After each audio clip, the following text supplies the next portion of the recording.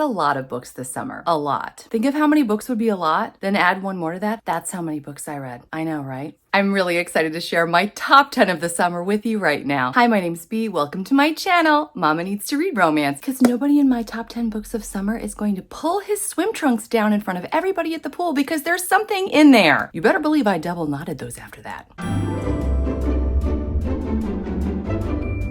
I started my channel Memorial Day weekend, and now it's Labor Day weekend. I had so much fun all summer with my YouTube channel, making new friends, reading tons of great books, and talking all about them with you guys. But I couldn't let the end of summer go by without reflecting on my top 10 books. All are 5-star except for one, which was almost a 5-star. Of the 10, 4 were historical romance, 4 were contemporary romance, and 2 were fantasy romance. And in an effort not to choose favorites, I'm just gonna go alphabetically. This is on practically every booktuber's list. It's a 4.05 on Goodreads. It's the prequel to the Wallflowers series by Lisa Kleypas. If there is a more passionate second chance historical romance out there, I've yet to find it. Seriously, put a comment down there if you can think of one better than this. Young love, torn apart by circumstance. She pushes him away to save him. He's broken, but he comes back a made man and he's ready to torture her. But the feelings they have inside explode. The writing is gorgeous. The love unparalleled. Such a swoon-worthy book. 5 stars. It came out this summer. It has a 4.3 on Goodreads.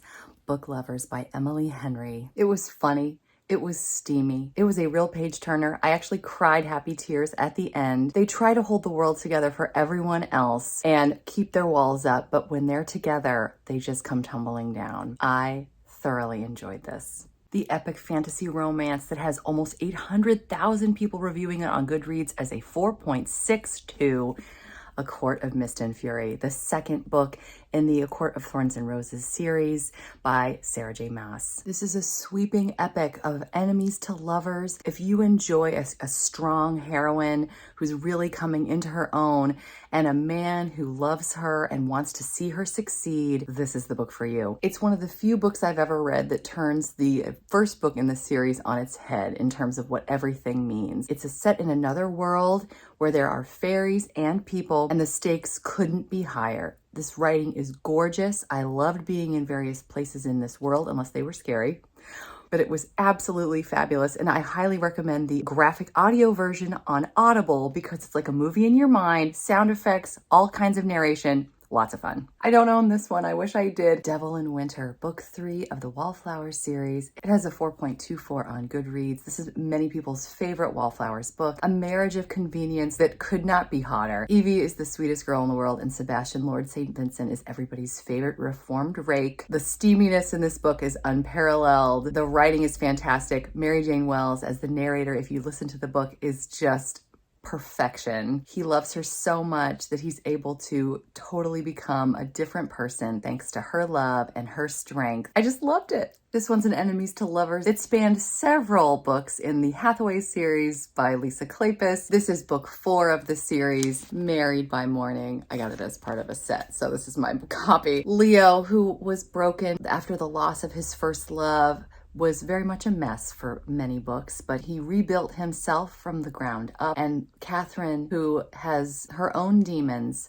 the two of them initially really hate one another, but that hatred becomes passion extremely quickly. There are so many scenes to love. The banter is fantastic. They're both so quick-witted and stubborn. There's some really exciting action towards the end, and just the happiest ever after ending. A beloved character from the Wallflowers series returns in the first book of the Hathaway series, Mine Till Midnight. The Hathaways are one of my favorite fictional families of all time. I love seeing them all together. Cam's undying love for Amelia, his willingness to do anything to pursue and win her, really won me over as well. There were many obstacles in their path, as we often see, but this was so satisfying with the happiest of endings and the promise of many fabulous books to come in the series. This book got a 4.08 on Goodreads. Another rom-com that was new this summer was Part of Your World by Abby Jimenez. I was thoroughly entranced. I read this book in 2 days because I enjoyed it so much. We have a doctor who's 10 years older than a small town mayor. Their worlds could not be more different, and yet they keep being pulled together by the most amazing chemistry. I loved the writing. The town is magical. I was laughing out loud, and his love for her is absolutely swoon-worthy. There's a second book in the series coming out this April. You better believe I've already added it to my wish list. 4.42 on Goodreads. This next one, I used 1 credit on Audible. It was another Audible original called Radiance by Grace Draven. She weaves such a beautiful world. We have the humans and the Kai. They really detest one another, but there is a marriage of convenience here for the 2 kingdoms to come together between Ildiko and Brishan. Brishan is Kai and Ildiko is human, and despite the fact that they gross one another out initially, they are immediately on one another's team. The love that they feel for one another from the get-go, the support that they give one another that blossoms beautifully into this gorgeous romance. It was beautifully written, and it convinced me to read all of the books in the Wraith King series. And it got a 4.03 on Goodreads. This one just popped up on Amazon one day. It was on Kindle Unlimited, and I even got the audio because it was one of those whisper sync deals. The Seat Filler by Soraya Wilson. Our heroine is simply a seat filler at the Academy Awards when she winds up right next to one of our country's hottest actors. He is also one of the sweetest. He falls for her, and quickly friendship turns into love. He helps her overcome some of her fears. He was just perfection. She could have used a little work, but I still really enjoyed the story and plan to read more by this author in the future. This book got 3.96 on Goodreads. Another book that has the word seat in it.